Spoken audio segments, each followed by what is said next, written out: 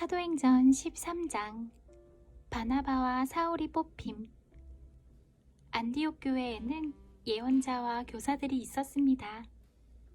그들은 바나바와 니게르라 하는 시므온과 구레네 사람 루기오와 분봉왕 헤롯 안티파스와 함께 자라난 마나엔과 사울입니다. 그들이 주님께 예배드리며 금식하고 있을 때에 성령께서 그들에게 말씀하셨습니다. 바나바와 사울을 따로 세워 내가 그들에게 맡긴 일을 하게 하여라. 그래서 그들은 금식과 기도를 마친 뒤에 바나바와 사울에게 손을 얹고 그들을 떠나보냈습니다. 바울의 첫 번째 선교 여행. 바나바와 사울은 성령의 보내심을 받아 실루기아로 내려갔습니다.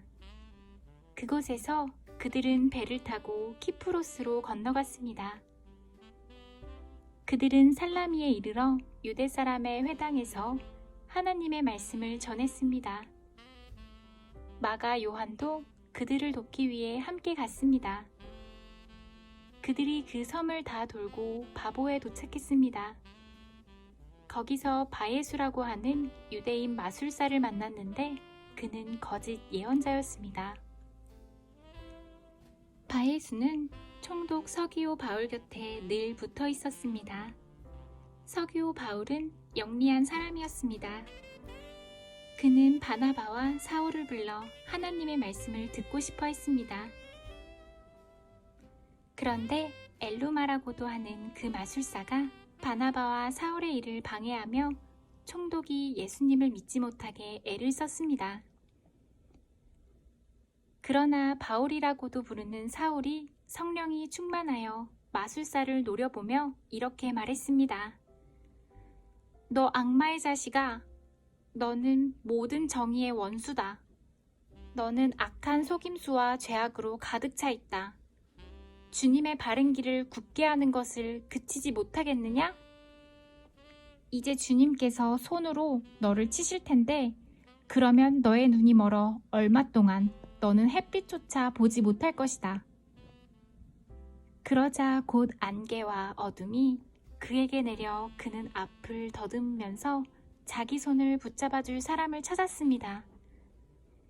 총독이 이 모습을 보고 주를 믿게 되었습니다. 그는 주님에 관한 가르침에 깊은 감명을 받았습니다. 바울과 바나바가 키프로스를 떠남. 바울과 그 일행은 바보에서 배를 타고 밤빌리아에 있는 버가로 갔습니다. 그곳에서 마가 요한은 그들을 떠나 예루살렘으로 돌아갔습니다. 그들은 버가에서 더 나아가다가 비시디아의 안디옥에 이르게 되었습니다. 안식일에 그들은 회당에 들어가 앉아 있었습니다. 회당장들은 율법과 예언자들의 글을 읽은 후에 바울과 바나바에게 전가를 보내어 형제들이여, 이 사람들에게 권면해주고 싶은 말이 있으면 하시오 라고 말했습니다. 바울이 자리에서 일어나 손짓을 해가며 말했습니다. 이스라엘 사람들 그리고 하나님을 경외하는 이방인 여러분, 제 말에 귀를 기울여 주십시오. 이스라엘 백성의 하나님께서 우리 조상들을 선택하셨습니다. 우리 조상들이 이집트에 있을 때 하나님께서 그들을 큰 민족으로 높여주셨고 큰 능력으로 그들을 그곳에서 인도해내셨습니다. 그리고 광야에서 40년 동안 그들이 행한 일을 참으셨으며 가나안 땅에서 7민족을 쫓아내시고 그들의 땅을 이스라엘 백성에게 유업으로 주셔서 약 450년간 차지하게 하셨습니다. 그 뒤에 하나님께서는 예언자 사무엘의 때까지 이스라엘 백성들에게 사사들을 세워주셨습니다. 그런 뒤에 백성이 왕을 요구하자 하나님께서 그들에게 베냐민 지파 사람 기스의 아들 사울을 주셨습니다. 사울은 40년 동안을 다스렸습니다. 그 후 하나님께서는 사울을 물리치시고 다윗을 그들의 왕으로 삼으셨습니다. 하나님께서는 다윗에 대해 내가 이새의 아들 다윗을 보니 그는 내 마음에 드는 사람이다. 그가 내 뜻을 다 이룰 것이다 라고 말씀하셨습니다. 하나님께서는 약속하신 대로 다윗의 자손 가운데서 한 분을 구세주로 삼아 이스라엘에게 보내주셨는데 그분이 바로 예수님이십니다. 그분이 오시기 전에 요한이 먼저 모든 이스라엘 백성에게 회개의 세례를 선포했습니다. 요한은 자기 사명을 다 마칠 무렵에 이렇게 말하였습니다. 너희는 나를 누구라고 생각하느냐? 나는 그리스도가 아니다. 그분은 내 뒤에 오실 것이다. 나는 그분의 신발끈을 풀어드리기에도 부족한 사람이다. 아브라함의 자손과 하나님을 경외하는 이방인 형제 여러분, 하나님께서 이 구원의 소식을 우리에게 전해주셨습니다. 예루살렘에 사는 사람들과 그 지도자들은 예수님을 알지 못했으며 안식일마다 읽는 예언자들의 글을 깨닫지 못했습니다. 오히려 그들은 예수님을 죄인 취급하여 예언자의 말씀을 그대로 이루었습니다. 그들은 예수님을 죽여야 할 정당한 구실을 찾지 못했지만 빌라도를 졸라서 예수님을 죽이게 했습니다. 그들은 예수님에 관하여 성경에 기록된 모든 말씀대로 예수님께 행했습니다. 그리고 나서 그들은 예수님을 십자가에서 내려 무덤에 두었습니다. 그러나 하나님께서는 죽은 사람들 가운데서 예수님을 살리셨습니다. 예수님께서는 갈릴리에서 예루살렘까지 자기와 함께 올라간 사람들에게 여러 날 동안 나타나셨습니다. 그들은 지금 백성들에게 예수님을 증언하는 사람들이 되었습니다. 우리도 하나님께서 우리 조상들에게 약속하신 복된 소식을 여러분에게 전합니다. 하나님께서는 예수님을 죽은 자들 가운데서 살리심으로 조상들의 후손인 우리에게 그 약속을 이루셨습니다. 이 일은 시편 2째 편에 너는 내 아들이다. 오늘 내가 너를 낳았다. 라고 기록되어 있습니다. 하나님께서 예수님을 죽은 자들 가운데서 살리시고 썩지 않게 하셨습니다. 이런 뜻으로 하나님께서 내가 다윗에게 약속한 거룩하고 확실한 복을 너희에게 주겠다라고 말씀하신 것이 있습니다.